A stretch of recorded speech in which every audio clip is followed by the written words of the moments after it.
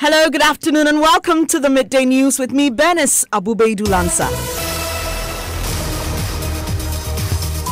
This bulletin is coming to you live from our studios here at Kokomlim Lane, Accra, on digital address GA0993341 on Joy 99.7 FM. It's also live on Love 99.5 FM in Kumasi, affiliates across the country, on ABN Radio in London and around the world at myjoyonline.com. The news is brought to you by UMB Bank, UMB Speed Up, Digibank Let's Go, Telisol 4G, proudly Ghanaian, Telisol, Just a Touch, and Mark Auto Parts Ghana, distributors of Isuzu and Chevy cars. Mark Auto Parts Ghana, with you for the long run. Coming up, College of Education teachers reject talks with government until all salaries of members frozen as a result of the strike are paid. Of our resolve not to enter into any meaningful discussion with any stakeholder until the tutors are paid their November salary, which has been unlawfully. We'll hear more from them, and we can't move. Residents of Wager Ridge reject calls for relocation as EPA issues warning of possible landslide following massive landmine blast in the fast-growing mountainous community. We know we may lose our lives and properties should a disaster occur, but we're just praying nothing bad happens. I doubt a mudslide may occur. At worst, anytime it rains, only portions of it will be washed away.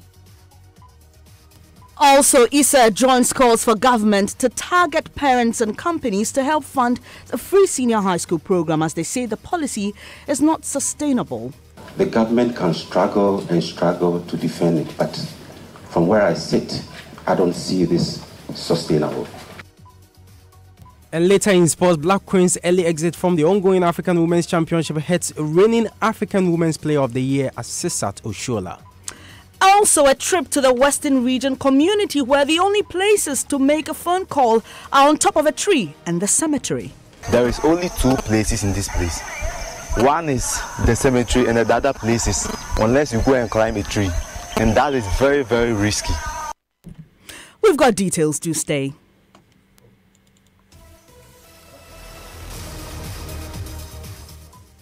Thanks for your company.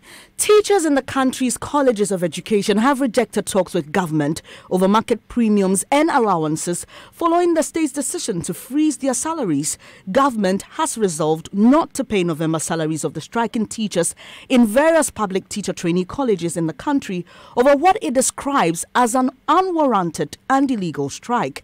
The teachers have since October 29 stayed away from the classroom over issues with their market premiums and book and research allowances. For the past 2 weeks, the Ministry of Education, through its PRO, has churned out a lot of factual inaccuracies on the indefinite strike action by Colleges of Education Teachers Association of Ghana. It must be placed on record that the Parliament of Ghana passed Colleges of Education Act 847, 2012, to give legal backing to the colleges to enable them function as tertiary institutions to train diploma in basic education teachers to teach in pre-tertiary institutions in Ghana. At a meeting occasioned by the Minister of Employment and Labour Relations on November 9, 2018, the Minister proposed a 7-member advisory committee with defined terms of reference. CETAC declined to be part of this committee because the work expected to be done by the committee had largely or had already been done administratively by the Fair Wages and Salaries Commission. CETAC felt strongly that the two bodies did not need any committee to help them determine where CETAC belonged to in the categorization of tertiary institutions in the country. The very logic and principle, and I repeat, the very logic and principle that the fair wages, for instance, applied in creating salary and market premium levels for teachers in other categories of tertiary institutions should have been applied in the case of CETAC. Our checks at the Comptroller and Accountant General's Department have shown that teachers in about 10 out of the 46 colleges of education were validated to be paid their November salaries, notwithstanding the directive and the text message. By this press conference, ladies and gentlemen, we are serving a very strong notice of our resolve not to enter into any meaningful discussion with any stakeholder until the tutors are paid their November salary, which has been unlawfully frozen.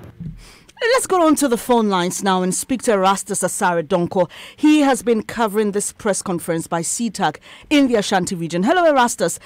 Just help us understand what CTAG needs now. Are they saying that if government pays the salaries, they're going to call off the strike, or they just want the salaries so they can start a conversation with government?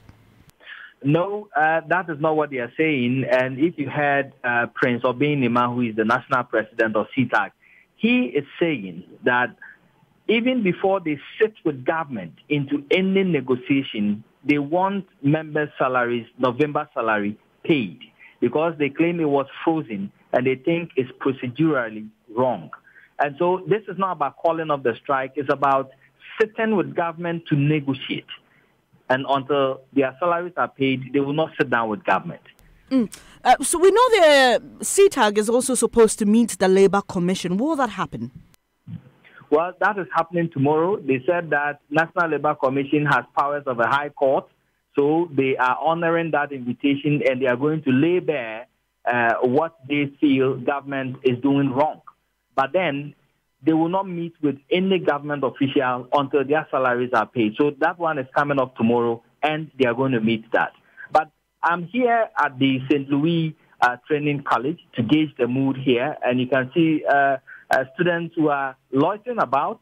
Some of them are doing rehearsals for entertainment periods, and the whole campus is empty. But I have the vice principal of St. Louis with me here, just a moment with him on if this travels a long distance, what academic impact would it have on your institution?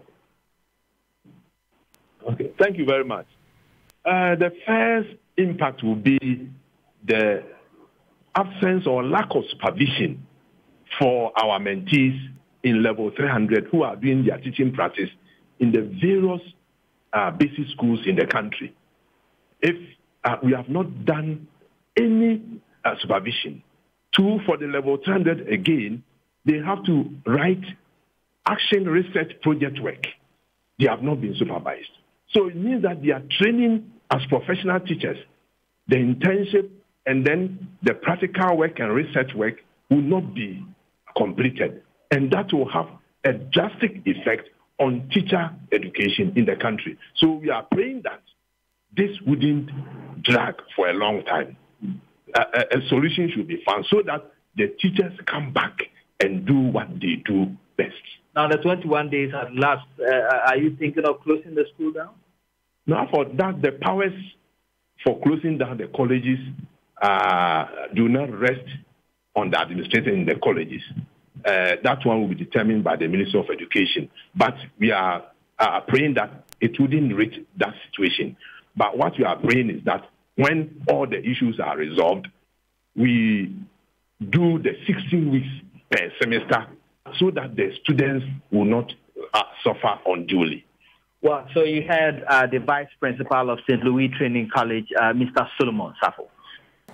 Thank you, Erastus Asare Donkor there. Away from that, yesterday, civil society members and sections of the public assessed President Akufo-Addo's first 23 months in office. The scorecard covered various sectors, including education, the economy, infrastructure and governance, and how well government has performed in these various sectors. Here's a wrap of the event. On education, the head of Economic Division of the Institute of Statistical, Social and Economic Research at the University of Ghana, Professor Peter Korte, had a strong view. The current approach to the administration's flagship free SHS program was not sustainable. From where I sit, I don't see this sustainable. Why not target means testing? Target grade C and D schools and say, look, these schools are free because they don't have the numbers. So if people go there, they are free. Otherwise, if you go to a grade A school like Achimota and Wesley Girls and whatever, why do you pay Kofi Bento's son's school fees? Deputy Education Minister Dr. Yahweh Duchum, however, disagrees. He described as terrible the suggestions that students in underprivileged schools could be made sole beneficiaries of the free SHS policy. If I'm poor and I'm sitting at home, you are telling me that Achimota is not for you. So when people talk about allowance to pay, if your child was sent to Antoine Senior High School, and you are asked to pay, would you pay? We're not going to create second-class citizens anymore. We've done that for 60 years. Professor Korte had views. He says government may not be able to solely fund the free SHS in the future, asking government not to be complacent. But again, Dr. Yawedu Chumdal played these suggestions that the free SHS policy is taking a toll on government finances. In 2017 and 18 budget, we have 899 million allocated to Free Senior High School. But you know what? If Free Senior High School had not been there, we still have spent 350 million on secondary education. The net effect of Free Senior High School was 500 million. Yes, granted, it's not a chicken change. In the area of the performance of the economy, Minister for Planning, Professor George Jan Bafo, noted it will take some time for the ordinary Ghanaian to feel the positive impact of the strides made by government. You know, when these economic indicators are there, they have to trickle down to the ordinary man, and it's not very easy to do that.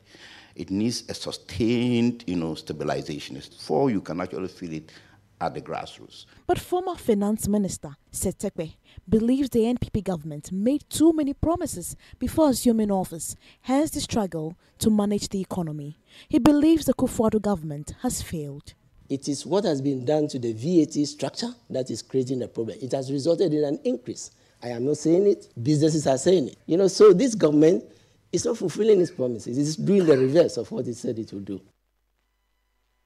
That was a News Desk report. Meanwhile, some patrons of the scorecard say it's a brilliant initiative which should be continued. It's very important that we had this. As a country, if we are looking to take very important strides with respect to good governance and with respect to development, we ought to do this to know how far we've come. I think I would like to commend Joy FM as well.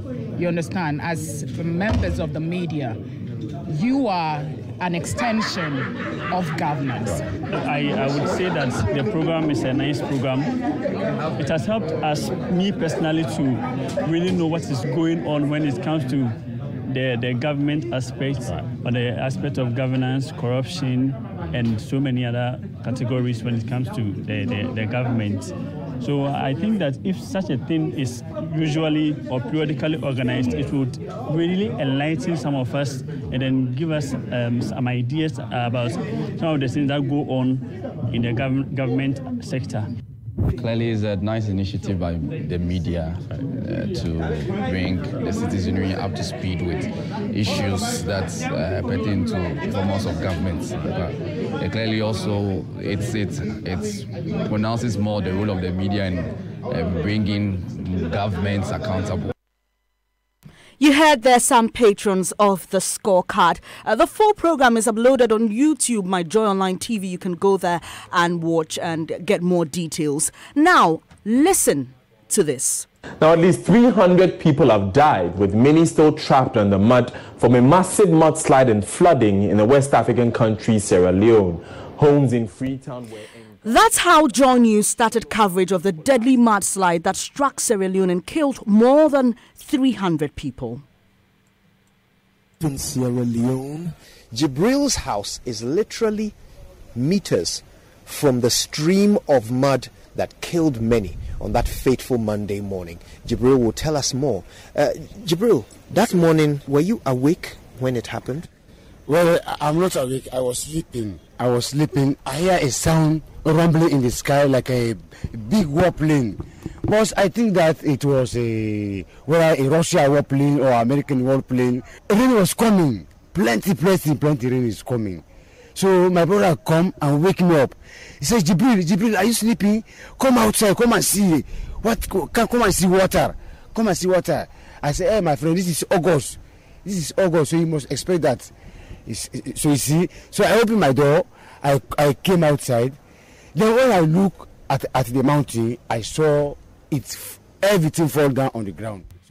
That happened in Sierra Leone in 2017. Today, the EPA is raising concern that people living in parts of the Wager Ridge risk a similar fate as portions of the fast-growing mountainous area are blasted away on a daily basis.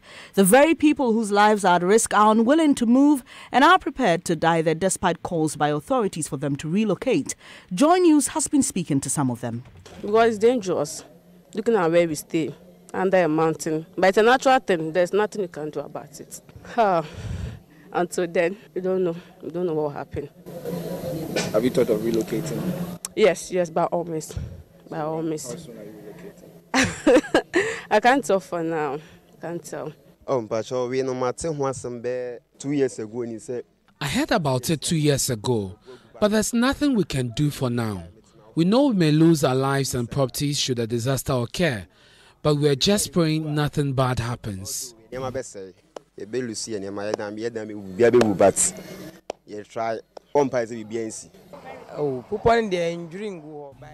doubt a mudslide may occur. At worst, anytime it rains, only portions of it will be washed away. By the grace of God, it will never collapse.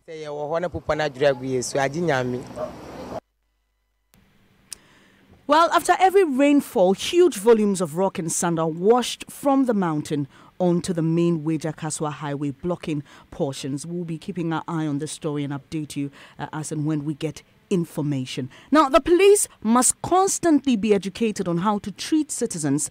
That's the take of the former commissioner of the Commission on Human Rights and Administrative Justice, Justice Emil Short. He was reacting to a Joy News documentary revealing many cases of brutal killings and torture of civilians by police and military men.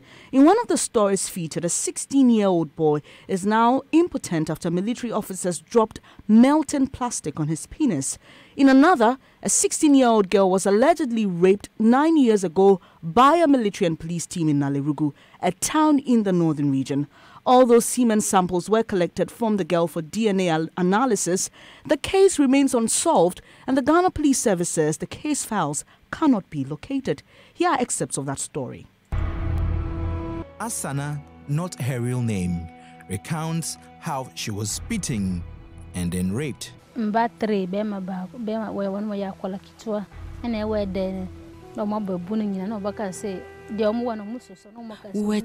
in a room. My younger brother was also with us. The soldier came into the room and sacked all of them. One soldier put a gun into my mouth and the other one raped me. They threatened to pull the trigger if I screamed. Another soldier inserted his fingers into my vagina. They also beat me up. That memory has never left her.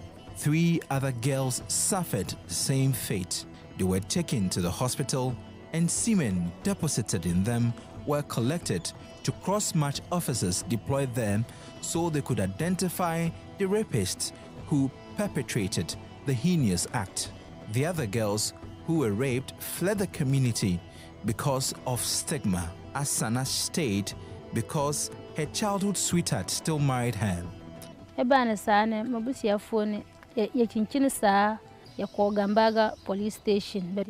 to the Gambaga police station and also Tamale for investigations. The other girls also came with us, but the case was not solved. I really think about it, but I don't know where to get justice. That's a sad story of Asana, not her real name. Now, a human rights lawyer, Francis Xavier Sosu, says one solution to such issues is for perpetrators to be punished. He spoke on the AM show on Multi TV. When it happens, I think that the leaders, CDS, the chief of staff, and all the people who are concerned, they would have to crack the whip. That is the only way you can sanitize the system. Because by all means, if you be a men's home, there are a lot of men's, and the sad part of it is, I see, in a country like ours, the military cannot stand alone. Police cannot stand alone. We have institutions like the judiciary, the courts, that are supposed to hold the balance even.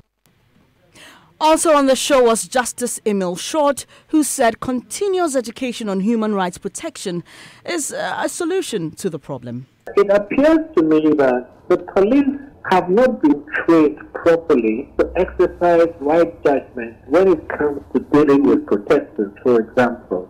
We used to have workshops for the police educate them on citizens' rights, to educate them on the human rights contained in Chapter 5 of the Constitution, to educate them on issues relating to arrest and treatment of citizens when they are arrested, and the whole quest police brutality is something that we live regularly all over the country. You heard former Shraj boss Justice Emil Short. You're listening to the Midday News on Joy 99.7 FM. Still to come, a trip to the Western Region community where the only places to make a phone call is on top of a tree and the cemetery. There is only two places in this place. One is the cemetery and the other place is unless you go and climb a tree. And that is very, very risky. A man is shot in the head by a police officer. He survives it, but he has to live the rest of his life paralyzed. This is my last life. Tell the truth. Let me go in peace. And there are more stories of police and military brutalities.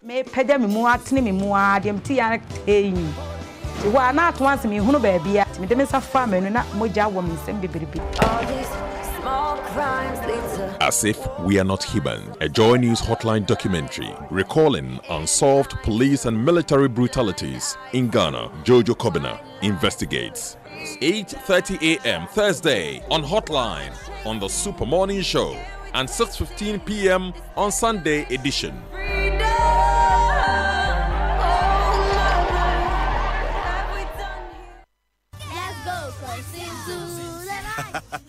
My name is Kwame Sefakai, and most of you know me as a media personality, but I am also a family man. The UMB mobile banking app, UMB Speed App, saves me so much time by letting me do almost all of my banking transactions on my phone. The cardless withdrawal feature allows me to withdraw cash from any UMB ATM without an ATM card. I can also pay bills, transfer money, request for a loan, invest money, and so much more. So now, I can spend less time at the bank and more time with the ones I love. Bank anywhere and anytime with a UMB mobile banking app, UMB Speed App, and get the time to do what you love most. Download the UMB Speed App from your Android, iOS, or Windows phone today. Call 0302-633-988 for more information. UMB Speed App, Digibank, let's go! The new Ghana card is more than just a way to identify yourself. It opens you up to a world of benefits. The sooner you register for your Ghana card, the closer you are to accessing a new world of secure transactions and services. The requirements to register are as follows: a genuine birth certificate or a valid Ghanaian passport and personal information such as the name of your parents or legal guardians, residential address, and your digital address code. If you don't have a birth certificate or a valid Ghanaian passport, don't worry. One relative or two members of the community who have been registered and have received their Ghana card can vouch for you under oath. You will, however, need your digital address code. You will not be allowed to register without it. Any person who provides false information during this process is liable to prosecution, leading to the payment of a fine and/or serving a jail term. Watch out for registration details in the media and the national identification team in your community. Make sure you register for your Ghana card. Ghana card, connectivity, access, and progress. It's the Midday News on Joy 99.7 FM. Thanks for staying. It's now time for sports with Benedict. Yes, and Benedict, after helping her team to another AFCON final and also qualifying for next year's FIFA Women's World Cup, Nigeria striker Sisa Oshola is sad Ghana couldn't go far in the ongoing competition. Now, the Black Queens were booted out of the tournament in the group stage after amassing 4 points from 3 games. Oshola, who is reigning African Women's Player of the Year, says Ghana not making the knockout stage was unfortunate. Of course, I mean, the host country, after putting so much effort, organizing a tournament like this, and they couldn't get through to the final, to the semi-finals or the finals rather, or whatever. I mean, it's so sad for them, but I mean, it's football, it's about Africa. I mean, it's just they're just unlucky. I'll put it out, but of course, everyone's now really happy they didn't make it through. All right, so that's Nigeria striker Asisat Oshola there. Tonight, UEFA Champions League action. Already we have Juventus, Bayern Munich, City, United, Madrid all through to the next stage of the competition. Big game. Live commentary will be here on Joy 99.7 FM. That's the Liverpool-Paris Saint-Germain game. Other games to expect: Atletico Madrid, Monaco. Also, Dortmund, Club Brugge. PSV Eindhoven will take on Barcelona, with Tottenham Hotspur up against Kudus Samuels in Milan. That's your sports. Thank you, Benedict Owusu there with sports. Now, the Bank of Ghana says it will ensure that issues raised by customers of Men's Gold are resolved amicably. Some customers of the troubled gold dealership firm on Tuesday hit the streets to demand payment of their investment. The aggrieved customers, numbering about 100, are demanding, among others, the arrest of the CEO and confiscation of his assets to settle them. The customers have, however, vowed to continue the protest until they are paid. Nancy Emefa-Jadosi has more. As the aggrieved customers assembled for the start of the demonstration, they shared personal stories of how terribly they have been affected by the failure of the company to pay them. One of them says she invested 400,000 Ghana cedis of money belonging to an orphanage she operates. I can't even sleep. I can't sleep. My case is becoming a police case. A police case because orphanage money is involved. They should give us our money. I know of one woman who comes there almost every day. Almost every day. Her money is with Men's Gold. She just wants some part of her money to buy drugs. They are not giving it to her. She's in sick. Whenever I see her, I feel pity for her, even though I also cannot help her. It was the Accra House of Folk Park that they handed over their first petition, which was received by the advisor to the Central Bank Governor. Benjamin Amoah promised the bank would intervene. I want to take this opportunity to urge you to be patient and that we will do all we can in collaboration with the other stakeholders and related authorities and make sure this is resolved. Nancy Emefa-Jadosi with that report. Let's now head to the Eastern region. President Akufo-Addo is on a tour of some towns and cities there. Elton Brobe is with him. Hello, Elton. Yes, Dennis. What has the president been up to so far? So where we are now is the president's hometown of Chebi, where he is commissioning a library project at a cost of 2.2 million Ghana cedis. This project, according to Huawei, Chinese IT firm Huawei, this was started when President Akufo-Addo was the MP for this particular area. He's currently speaking. He's actually defending his decision to roll out the free senior high school program. According to him, despite the challenges that it is facing now, they work to perfect it and then ensure that people of all ages and of all races have access to at least secondary education. Thank you, Elton Brobe there. Now, imagine having to make a call. The only places to do so are on top of a tree and a cemetery. Would you make that call? Well, for residents of Asemkrom in the Awonwin municipality of the Western region, there's no other choice. The cemetery and on top of the tree are the only places where they can get a telephone network. Correspondent Natalia Kwansa has visited the community and reports. For many people, the mere mention of cemetery evokes thoughts of ghosts. So, it is the last place anyone would wish to sit and have a good conversation. But for the past 16 years, the cemetery and this particular grave is the only place to get telephone connectivity. Asemkrom is one of the many communities in the Awonwin municipality without a telephony network. Residents say about 85% of the municipal land area is all a dead zone when it comes to connectivity. Well, as you can see, I'm busy with my phone. And I'm here because of network. This is the only area that you can get access to network. We have another joint at the top there. It's either you go there or you come here. So it's very difficult. Very sad. As you can feel the smell, it's very sad. You can imagine when you want to call somebody in the night, coming here in the dark. It's a pity. Though there are 2 network connectivity spots here, serving the over 1,000 residents, it is clear they prefer the cemetery to climbing of a tree. Inathalia Kwanzaa's reports there. Quite a bizarre story, if you ask me. Mapito Sibiri, what's trending? All right, so people are talking about the hashtag NPP scorecard on Twitter. We're going to start with Dylan M. McFly, who says, how is the economy growing if we're still having students under trees? Mothers are dying due to childbirth. University fees are rising like temperature. Hashtag NPP scorecard. And at Ottabal 305 says, I feel the impact of education on their scorecard. I will score them 7 out of 10 on education. Hashtag NPP scorecard. And the last tweet I am going to take is from at Photophonum, who says, if Ghanaians had been honest and open to our problems with education, like no way we should have allowed this government to start free SHS in the first place. We need aim for quality in everything we do as Ghanaians. That it is normal is too much. Hashtag NPP scorecard. Thank you, Mapito CBD, there with what's trending. And that's how we end this edition of the Midday News Top Story. College of Education teachers reject talks with government until all salaries of members frozen as a result of the strike are paid. There's more news when you log on to myjoyonline.com. I am Benis Abubeidulansa. Do enjoy the rest of your day.